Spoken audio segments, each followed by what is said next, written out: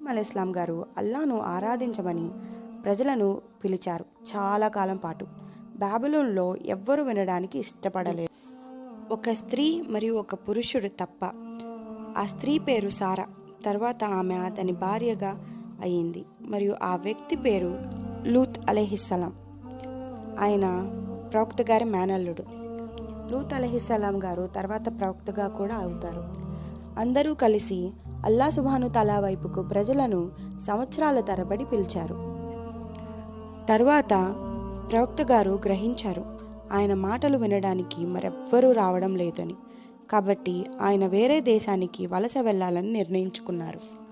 అప్పుడు ప్రవక్త తన తండ్రితో తనతో చేరమని అడిగారు. కానీ ఆయన నిరాకరించారు. ప్రవక్త, సారా మరియు లూత్ అలైహిస్సలాం గారు సుదీర్ఘ ప్రయాణం ప్రారంభించారు.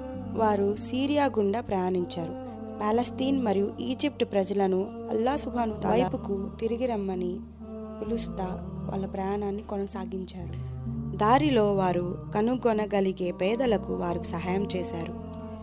ఈలోగా ప్రవక్త లూత్ అలైహిస్సలాం గారు డెడ్ సీ అనే ప్రదేశానికి వలస వెళ్ళి అక్కడ స్థిరపడ్డారు. మరియు కొన్ని నెలల తర్వాత ప్రవక్త గారు సారాను వివాహం చేసుకున్నారు. ఆమె మంచి విశ్వాసి మరియు అల్లా సుబ్హాను తఆలా సందేశాన్ని వ్యాప్తి చేసేందుకు పిల్లలను కనాలి అనుకున్నారు. ప్రవక్త మరియు ఆయన భార్య మళ్ళీ ప్రయాణం కొనసాగించారు. ఎడారి గుండా చాలా రోజులు ప్రయాణించారు. ఒకరోజు వారు ఒక రాజ్యంలోకి ప్రవేశించారు. దుష్టరాజు ప్రవక్త యొక్క అందమైన భార్య గురించి తెలుసుకున్నారు. ఈ స్త్రీని నా దగ్గరకు తీసుకురండి మరియు ఆమెతో ఉన్న వ్యక్తి ఎవరో కనుక్కొని అతను ఆమె భర్త అయితే అతను చంపండి. రాజు తన సైనికులను అక్కడికి పంపాడు మరియు అల్లా సుబ్హాను తఆలా ఇబ్రహీం అలైహిస్సలాం గారికి వహీ ద్వారా సందేశం ఇచ్చారు. ప్రవక్త తన భార్య దగ్గరికి వెళ్ళి ఇలా అన్నారు. రాజు మిమ్మల్ని చూడాలని కోరుకుంటున్నాడు. ఆయన అతని సైనికులను పంపాడు. మీరు నా భార్య అని అతనికి ఎప్పుడు చెప్పొద్దు. సారా గారు రాజు దర్బార్కి వెళ్ళినప్పుడు రాజు ఆమె అందానికి ముగ్ధుడైపోయాడు మరియు అతను తన చేతులతో ఆమెను పట్టుకోవడానికి ప్రయత్నించాడు. కానీ ఆ క్షణం అతని చెయ్యి సారా గారి దగ్గరకు వచ్చింది, గట్టిగా బిగుసుకుపోయింది మరియు దానిని కదిలించలేకపోయాడు. రాజు చాలా భయపడ్డాడు. అతను సారాను అభ్యర్థించాడు. దయచేసి నా కోసం ఆ అల్లా సుబ్హాను తఆలాని ప్రార్థించండి మరియు నేను మీకు ఎప్పటికీ ఏ హాని కలిగించను అని అన్నాడు. సారా గారు అల్లా సుబ్హాను తఆలాని ప్రార్థించినప్పుడు అతని చేతులు అద్భుతంగా నయమైపోయాయి. కానీ తన చేతులు నయమయ్యాయని గ్రహించిన క్షణంలో మూర్ఖుడైన రాజు సారా గారిని మళ్ళీ పట్టుకోవడానికి ప్రయత్నించాడు మరియు రెండోసారి కూడా అతని చేతులు దృఢంగా బిగుసుకుపోయాయి. దయచేసి నా కోసం ఆ అల్లా సుబ్హాను తఆలాని ప్రార్థించండి, నేను మీకు మరలా ఏ హాని చేయను. రాజు మళ్ళీ అల్లా సుబ్హాను తఆలాని ప్రార్థించమని కోరాడు. సారా గారు ప్రార్థించడంతో అతని రెండు చేతులు మళ్ళీ నయమయ్యాయి. ఈసారి సారా గారు సాధారణ మహిళ కాదని రాజు గ్రహించాడు. కాబట్టి అతను సారా గారికి ఒక బహుమతిగా తన ఈజిప్ట్ పని మనుషులలో ఒకరిని ఆమెకు బహుమతిగా ఇచ్చాడు మరియు ఆమె పేరు హాజీరా. సారా గారు ఇంటికి తిరిగి వచ్చినప్పుడు ప్రవక్త ఆమెను అడిగారు. అల్లా ఆ దుష్టరాజుకి పాఠం నేర్పించాడు మరియు అతను నాకు పని మనిషిని ఇచ్చాడు అని సారా గారు తెలియజేశారు. సంవత్సరాలు గడిచాయి మరియు ప్రవక్త గారు పెద్దవారయ్యారు. ఆయన జుట్టు నెరిసింది. కానీ అతను ప్రజలను అల్లా వైపుకు పిలవడం సాగించారు, ఎప్పటికీ ఆపలేదు. సారా గారు కూడా వృద్ధాప్యానికి వచ్చారు మరియు గ్రహించారు ఇకపై ఆమె పిల్లలను కనలేదని. కాబట్టి ఆమె తన సేవకురాలైన హాజిరా గారిని వివాహం చేసుకోమని ప్రవక్త గారిని కోరింది. ప్రవక్త గారు హాజిరా గారిని పెళ్లి చేసుకున్నాక సారా గారు అల్లా సుబ్హాను తఆలాతో హాజిరా గారికి మరియు మన ప్రవక్త గారికి పిల్లలు కలగాలని ప్రార్థించారు. కొన్ని నెలల తర్వాత హాజిరా గారు ఒక బిడ్డకు జన్మనిచ్చారు మరియు అతనికి ఇస్మాయిల్ అనే పేరు పెట్టారు. ఇప్పటికీ ప్రవక్త గారు చాలా పెద్దవారయ్యారు. ఒకరోజు ప్రవక్త గారు నిద్ర నుండి మేల్కొన్నారు మరియు అల్లా సుబ్హాను తఆలా అతని కలలో ఒక పని చేయమని తెలియచేసినట్లు ఆయన భావించారు. అయితే హాజిరా గారిని మరియు ఇస్మాయిల్ అలైహిస్సలాం గారిని తీసుకొని సుదీర్ఘ ప్రయాణాన్ని మొదలుపెట్టారు. వారు చాలా రోజులు నడిచి వారు ఎడారిలోని పొడిలోయకు చేరుకునే వరకు నడిచారు. చివరికి అల్ మర్వా పర్వతానికి వచ్చారు. ప్రవక్త వాళ్లను వదిలేసి వేరే దిశగా ప్రయాణం సాగించారు. ఆయన భార్య ఆయనని వెంబడించింది. మమ్మల్ని ఇక్కడ ఎందుకు వదిలివేస్తున్నారు అని అంటూ అతనితో ఏడ్చింది. కానీ ప్రవక్త గారు ఆమెకు సమాధానం చెప్పలేదు మరియు దూరంగా వెళ్ళిపోయారు. ఆమె అతనిని మళ్ళీ పిలిచింది, కానీ ప్రవక్త గారు మౌనంగా వెళ్ళిపోయారు. ఆఖరికి ప్రవక్త గారు తనకు తాను అలా ప్రవర్తించడం లేదని ఆమె అర్థం చేసుకుంది. అలా చేయమని ఆ అల్లా సుబ్హాను తాలా అతనికి ఆజ్ఞ ఇచ్చారేమో అని గ్రహించారు. ప్రవక్త అల్లా సుబ్హాను తాలాతో తన భార్య మరియు కుమారుడికి తగినంత ఆహారం ఇవ్వమని ప్రార్థించారు మరియు మంచి మనసున్న వ్యక్తులని వారి వద్దకు పంపమని అల్లాను కోరారు. హాజిరా గారు ప్రవక్త వదిలిపెట్టిన నీటిని తాగారు. తద్వారా ఆమె తన కుమారుడికి పాలు ఇవ్వగలిగింది.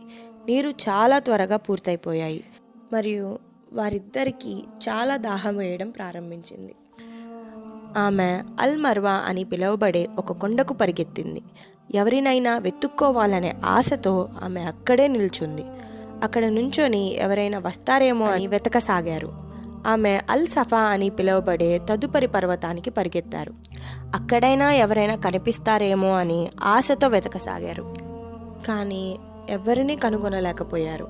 ఆమె ఈ పర్వతాల మధ్య 7 సార్లు పరిగెత్తారు. దాని కారణంగా మనకు హజ్లో 7 సార్లు సఫా మరియు మర్వా వైపుకు పరుగులు తీస్తారు. ఆమె చివరిసారిగా అల్ మర్వా ఎక్కినప్పుడు చాలా అలసిపోయింది. అప్పుడు ఆమె ఒక స్వరం విన్నది. ఆమె నిశ్శబ్దంగా ఉంది. మళ్ళీ ఆ స్వరం వినడానికి వేచి ఉంది. మీరు ఎవరైనప్పటికీ మీ స్వరం నాకు వినపడేలా చేశారు. మీరు నాకు సహాయం చేయడానికి మీ దగ్గర ఏమైనా ఉందా అని అడిగారు. ఆమె దగ్గరకు వచ్చినది జిబ్రీల్ అలైహిస్సలాం గారు. ఆ దేవదూత ఆయన తన రెక్కతో భూమిని కొట్టగా అక్కడ ఒక నీటి ఊట ఏర్పడింది. దానిని హాజిరా గారు ఆశ్చర్యంగా చూస్తున్నారు. అప్పుడు అక్కడ నీరు రావడం మొదలైంది. ఆవిడ నీరుని చూడగానే వెంటనే వెళ్ళి చుట్టూ నీరు పోకుండా చేతులతో ఆపుతూ ఆనకట్టలాగా కట్టారు. ఆమె వెంటనే చేతులతో నీటిని తాగి మరియు నీటి సంచలో నీటిని నింపుకొని ఇస్మాయిల్ అలైహిస్సలాం గారి వైపుకు పరుగులు తీశారు. ఆ నీరు ఎంత ఆగినా ఆగకపోవడంతో హాజిరా గారు జంజం అని అన్నారు, అనగా ఆగు ఆగు అని. అలా ఆ నీటికి ఆబే జంజం అని పేరు వచ్చింది. కొన్ని రోజుల తర్వాత కొంతమంది మెక్కా గుండా ప్రయాణించారు. వారికి అల్ మర్వా చుట్టూ పక్షులు ఎగురుతున్నట్టు కనిపించాయి. ఆపై వారు అల్ మర్వా వైపుకి నడవడం ప్రారంభించారు. వారు అక్కడికి చేరుకోగానే నీటి దగ్గర పసికందుతో కూర్చున్న స్త్రీని చూసి ఆశ్చర్యపోయారు. దయచేసి మేము ఇక్కడ ఉన్న నీటిని వాడుకోవచ్చా అని హాజిరా గారిని అడిగారు. ఆమె అవును అని సమాధానమిచ్చారు. తరువాత వారు జంజం నీటిని తాగారు. చాలామంది ఇతరులు అల్ మర్వాకు వచ్చారు మరియు చివరికి అక్కడే స్థిరపడ్డారు. మొత్తం స్థలం ఇప్పుడు సజీవంగా మారింది మరియు ఆమె బిడ్డ ఒంటరిగా లేరు.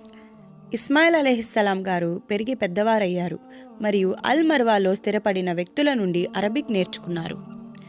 ఆయన మంచి వ్యక్తి. అతని సద్గుణాలు మరియు గుణాలను ప్రజలు ఆయనని మెచ్చుకునేలా చేశాయి. ఆయన తన తండ్రిని గురించి ఆలోచిస్తూనే ఉన్నారు మరియు తన తండ్రి ఏదో ఒక రోజు తిరిగి వస్తారని వేచి ఉన్నారు. ఇస్మాయిల్ అలైహిస్సలాం గారు స్థానిక మహిళను వివాహం చేసుకున్నారు. ప్రశాంతంగా జీవించసాగారు. ప్రవక్త ఇబ్రహీం అలైహిస్సలాం గారు ఆ సమయంలో విచారంగా ఉన్నారు, ఎందుకంటే ఆయన తన కొడుకుని చాలా కాలంగా చూడలేదు. ఒకరోజు ఆయన తన భార్య మరియు కొడుకును చూడాలని మక్కాకి వెళ్ళాలని నిర్ణయించుకున్నారు. ఆయన చాలా రోజులు ప్రయాణించి చివరకు అల్ మర్వాకు చేరుకున్నారు. ఆయన చేరుకున్నాక అక్కడి ప్రజలు ఆయనకు తెలియజేశారు తన భార్య హాజిరా అలైహిస్సలాం గారు కాలం చేశారని. ఈ మాట విన్న ప్రవక్త గారు చాలా బాధపడ్డారు. అక్కడి స్థానిక ప్రజలు ప్రవక్త గారికి తెలియజేశారు అతని కొడుకు ఇస్మాయిల్ అలైహిస్సలాం గారు ఇంకా బ్రతికే ఉన్నారని. ప్రవక్త గారు ఆ మాట విని చాలా సంతోషించారు మరియు అల్లా సుబ్హాను తాలాకి కృతజ్ఞతలు తెలిపారు. ఇస్మాయిల్ అలైహిస్సలాం గారు చివరకు తన తండ్రితో తిరిగి కలిసినప్పుడు ఆయన తన తండ్రి వద్దకు పరిగెత్తుకుంటా వెళ్ళి మరియు అతనిని చాలా గట్టిగా కౌగిలించుకున్నారు. ఇస్మాయిల్ అలీస్లాం గారు తన కళ్ళని తానే నమ్మలేకపోయారు. కానీ ఒకరోజు అల్లా సుబ్హాను తాలా ఇబ్రహీం అలీస్లాం గారిని పరీక్షించాలని నిర్ణయించుకున్నారు. ఒక రాత్రి ప్రవక్త గారికి నిద్రలో ఒక కల వచ్చింది. ఆ కలలో ప్రవక్త తన కుమారుడిని అల్లా సుబ్హాను తాలాకి త్యాగం చేయడాన్ని స్వయంగా చూశారు. ప్రవక్త గారు మేల్కొన్నారు మరియు ఇది కేవలం ఒక కల అని విస్మరించారు. కానీ మరుసటి రోజు అదే కలను మళ్ళీ చూశారు. ఇది కేవలం కల కాదని ఆయన గ్రహించారు మరియు అల్లా సుబ్హాను తాలా తన సొంత కుమారుణ్ణి త్యాగం చేయాలని అడిగారని గ్రహించారు. ప్రవక్త గారు తన కుమారుణ్ణి వద్దకు వెళ్ళి ఈ కల గురించి చెప్పారు. ఇది అల్లా సుబ్హాను తాలా నుండి వచ్చిన ఆజ్ఞ అని ఇస్మాయిల్ గ్రహించారు. ఆయన ఇలా అన్నారు, అల్లా సుబ్హాను తాలా మిమ్మల్ని కోరినది మీరు చెయ్యండి. ఆ మరుసటి రోజు ప్రవక్త గారు తాడు మరియు కత్తిని తీసుకొని అర్ఫత్ పర్వతానికి బయలుదేరారు. తన కుమారుడితో కలిసి పర్వత శిఖరానికి చేరుకున్నారు. అక్కడ శైతాను వేరే వేరే రూపాలలో వాళ్ళని అడ్డుకునే ప్రయత్నం చేసింది. వీళ్ళిద్దరూ రాళ్లతో కొట్టి శైతానుని తరమడానికి ప్రయత్నించారు. చివరికి శైతాను మాటలు వినకుండా వెన్ను చూపించి కొండ శిఖరానికి చేరుకున్నారు. ఇస్మాయిల్ అలీస్లాం గారు తన తండ్రిని తన చేతులు మరియు కాళ్ళని కట్టమని అడిగారు.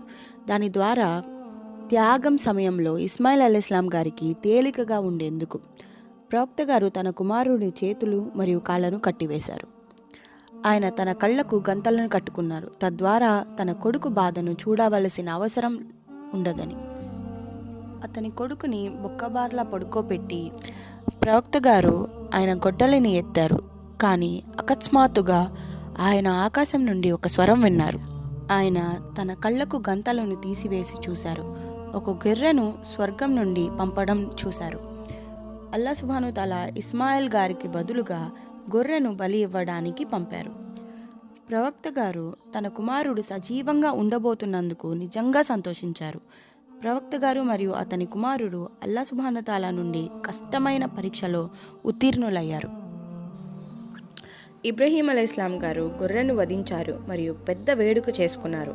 ప్రవక్త గారు మరియు అతని కుమారుడు అల్లా సుబ్హాను తాలాను ఆరాధించమని ప్రజలను పిలుస్తూ ఉన్నారు. అల్లా సుబ్హాను తాలాని ఆరాధించడానికి వారికి ఒక స్థలం అంటూ లేదు. కాబట్టి ఒకరోజు అల్లా సుబ్హాను తాలా ప్రవక్త గారిని ఇల్లు కట్టమని ఆజ్ఞాపించారు. ప్రవక్త గారు ఇస్మాయిల్ అలీస్లాం గారితో అల్లాహ్ నన్ను కాబాను నిర్మించమని ఆదేశించారని తెలియజేశారు. అప్పుడు ఇస్మాయిల్ అలీస్లాం గారు ఇలా అన్నారు, మీ దేవుడు మిమ్మల్ని ఏం చేయమని ఆజ్ఞాపించారో అది మీరు చేయండి అన్నారు. అప్పుడు ప్రవక్త గారు తన కుమారుణ్ణి కాబా నిర్మించడానికి సహాయం చేయమని అడిగారు. మరియు ఇస్మాయిల్ అలీస్లాం గారు కాబా పునాదిని నిర్మించడం ప్రారంభించడానికి అంగీకరించారు. ఇబ్రహీం అలీస్లాం గారు ఇల్లు కడుతున్నప్పుడు ఇస్మాయిల్ అలీస్లాం గారు వెళ్ళి రాళ్లను తెచ్చేవారు. ఎప్పుడైతే గోడలు బాగా ఎత్తయ్యాయో అప్పుడు ఇస్మాయిల్ అలీస్లాం గారు ఒక రాయిని తెచ్చారు. ఇబ్రహీం అలీస్లాం గారు ఆ రాయి మీద నిలబడి మక్కాను కట్టేవారు. ఆ రాయి పేరు మక్కామ్ ఇబ్రహీం. హజ్ ఉమ్రాకి వెళ్ళిన వాళ్ళు ఈ రాయిని అక్కడ పెట్టి ఉండడం చూస్తారు. వారు పునాదిని పూర్తి చేసి మూలాలను నిర్మించినప్పుడు మూలలను పూరించడానికి రాయిని కనుగొనమని ఇబ్రహీం అలీస్లాం గారు ఇస్మాయిల్ అలీస్లాం గారిని అడిగారు. ఇస్మాయిల్ అలీహిస్సలాం గారు వెళ్ళిపోయినప్పుడు జిబ్రీల్ అలీహిస్సలాం గారు ప్రవక్త గారికి ప్రత్యక్షమయ్యి ఒక రాయిని ఇచ్చారు. ఆ రాయి ఆదం అలీస్లాం గారి ద్వారా స్వర్గం నుండి భూమికి తీసుకురాబడిందని ఇబ్రహీం అలీస్లాం గారికి జిబ్రీల్ అలీస్లాం గారు తెలియజేశారు. కొంత సమయం తర్వాత ఇస్మాయిల్ అలీస్లాం గారు తిరిగి వచ్చినప్పుడు ఆయన ఈ రాయిని చూసినప్పుడు ఇలా అన్నారు. ఆయన ఆశ్చర్యపోయారు మరియు ఇది ఎక్కడి నుండి వచ్చిందని తన తండ్రిని అడిగారు. ఇది ఎప్పుడు అలసిపోని వ్యక్తి తెచ్చి ఇచ్చారు అని ఆయన అన్నారు. చివరకు కాబా నిర్మాణాన్ని పూర్తి చేశారు. వారు తమ పనిని అంగీకరించమని ఆ అల్లాను ప్రార్థించారు. అల్లా సుబ్హాను తాలా ప్రవక్త గారు మరియు అతని కుమారునితో చాలా సంతోషించారు తౌహీద్ను వ్యాప్తి చేస్తున్నందుకు. వారు పురుషుల మధ్య తీర్థయాత్రను ప్రకటించారు. ఇలా కాబా నిర్మాణం జరిగింది. ప్రవక్త ఇబ్రహీం అలీస్లాం గారు మరియు ఆయన భార్య సారా గారు ఇద్దరు వృద్ధులయ్యారు. అప్పటికే ఇబ్రహీం అలీస్లాం గారికి 120 సంవత్సరాలు మరియు సారా గారికి 90 సంవత్సరాలు. ఒకరోజు ఆయన తన ఇంటి బయట కూర్చొని ఉండగా ఆయన తన వైపుగా వస్తున్న ఆ ముగ్గురు వ్యక్తులని చూశారు. ఆ ముగ్గురు వ్యక్తులు నిజానికి అల్లా సుబ్హాను తాలా పంపిన దైవదూతలు. ప్రవక్త గారు భోజనం చేయడానికి వాళ్ళని లోపలికి స్వాగతించారు. అపరిచిత వ్యక్తులు భోజనాన్ని ముట్టుకోవడం లేదు. ప్రవక్త గారు చాలా భయపడ్డారు. దైవదూతలు ఆయనని భయపడవద్దని ఓదార్చారు. వారు నిజానికి అల్లా సుబ్హాను తాలా పంపిన దైవదూతలని తెలియజేశారు. వారు శుభవార్త అందించడానికి అతని ఇంటికి వచ్చినట్లు తెలియజేశారు. అల్లా సుబ్హాను తాలా ఆయనకి కుమారుడిని ప్రసాదించబోతున్నారని, అతని పేరు ఇషక్ అని పెట్టాలని, ఇషక్ ఒక ప్రవక్త అవుతారు అని తెలియజేశారు. సారా గారు తన చెవులను నమ్మలేకపోయారు. మాకు వయసు అయిపోయిందని ఆమె అన్నారు. దైవదూతలు ఇలా అన్నారు, ఈ విషయాన్ని ఆ అల్లా సుబ్హాను తాలాకి మాత్రమే సాధ్యం అని అన్నారు. కొన్ని నెలల తర్వాత సారా గారు గర్భవతి అయ్యారు. ఒక బిడ్డకు జన్మనిచ్చారు. ఇబ్రహీం అలైహిస్సలాం గారు ఇషక్ అని పేరు పెట్టారు. కొన్ని సంవత్సరాల తర్వాత ప్రవక్త గారు ఇస్మాయిల్ అలైహిస్సలాం గారిని చూసి చాలా ఏళ్ళయిందని ఆయనని కలవడానికి బయలుదేరారు. ప్రవక్త గారు ఇస్మాయిల్ గారి ఇంటికి చేరుకున్నారు. అతను ఇంట్లో లేరని అతని భార్య బయటకు వచ్చి తెలియజేశారు. ఇస్మాయిల్ అలైహిస్సలాం గురించి ప్రవక్త గారు ఆమెను అడిగినప్పుడు ఇస్మాయిల్ అలైహిస్సలాం గారు జీవనోపాధి కోసం వెతుకుతున్నారు అని ఆమె తెలియజేసింది. వారి జీవన పరిస్థితులు ఎలా ఉన్నాయి అని ప్రవక్త గారు అడగగా ఆమె ప్రతి దాని గురించి ఫిర్యాదులు చేయడం ప్రారంభించింది. వారు కటిక కష్టాల్లో జీవిస్తున్నారని ఆమె ఫిర్యాదు చేసింది మరియు అనేక ఇతర విషయాల గురించి తెలియజేసింది. ఇక్కడ ఆమె అల్లా సుబ్హాను తాలా ఇచ్చిన వాటికి కృతజ్ఞత చూపలేదు. ప్రవక్త గారు ఆమె తన కొడుకుకి ఒక మంచి భార్య కాలేదు అని గ్రహించారు.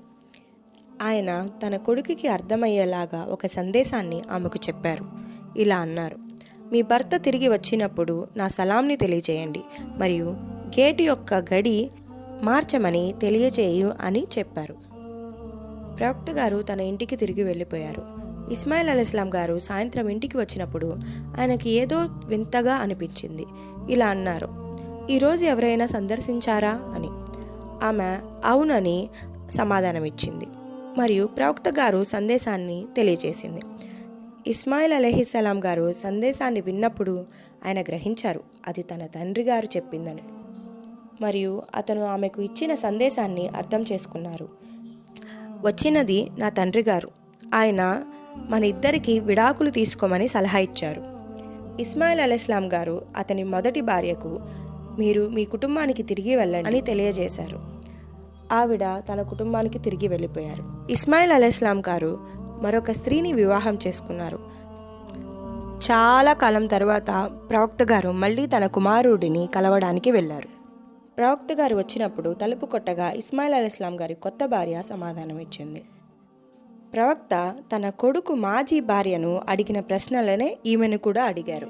కానీ ఈసారి ఈమె సమాధానం విన్న ప్రవక్త గారు ఈమె చాలా కృతజ్ఞత మరియు దయగల స్త్రీ అని ప్రవక్త గారు గ్రహించారు. ఆమె అల్లా సుబ్హాను తాలాకి తన చుట్టూ జరుగుతున్న అద్భుత విషయాలకి అల్లా దగ్గర కృతజ్ఞతలు తెలుపుతూనే ఉంది మరియు ప్రవక్త గారు చాలా సంతోషించారు.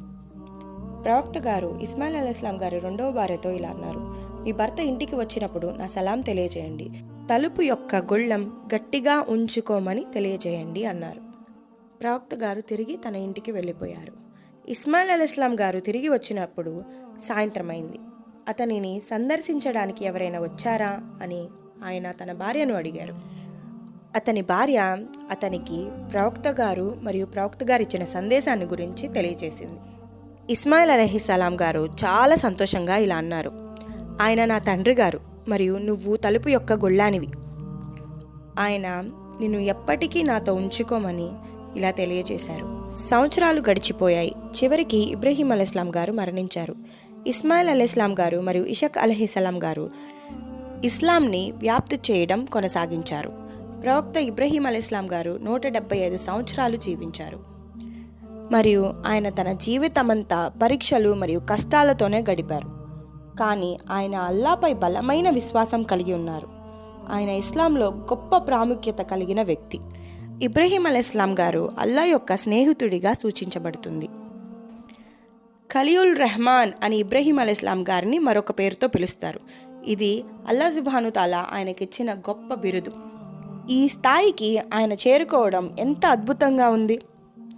అల్లాహ్ను బేషరతుగా ప్రేమించాలని ప్రవక్త ఇబ్రహీం అలైహిస్సలాం గారి జీవితం మనకు నేర్పిస్తుంది. బైతుల్ హరాం అల్లా యొక్క ఇంటి పేరు. ఇది నిర్మించింది ఇబ్రహీం అలైహిస్సలాం గారు మరియు ఆయన కుమారుడు ఇస్మాయిల్ అలైహిస్సలాం గారు. అల్లా సుబ్హాను తాలా మన కోసం ఏమి చేసినా కూడా ఆయన ఉత్తమమైన కర్త అయినందుకు అతనిని మనం విశ్వసించాలి. ఇది ఇవాల్టి మన వీడియో. ప్రవక్త ఇబ్రహీం అలైహిస్సలాం గారి పూర్తి జీవిత చరిత్ర నేను ట్రై చేశాను తెలియచేయడానికి. ఐ హోప్ మీ అందరికీ ఈ వీడియో నచ్చింది అనుకుంటున్నాను. నేను ఏ విషయము నాకు కల్పించి చెప్పినదైతే కాదు, పూర్తిగా ఖురాన్ మరియు హదీసుల ప్రకారంగా తెలియజేసింది. ఇన్షా అల్లా సుబ్హాను తఆలా మనందరికీ హజ్ యాత్రను ప్రసాదించుగాక.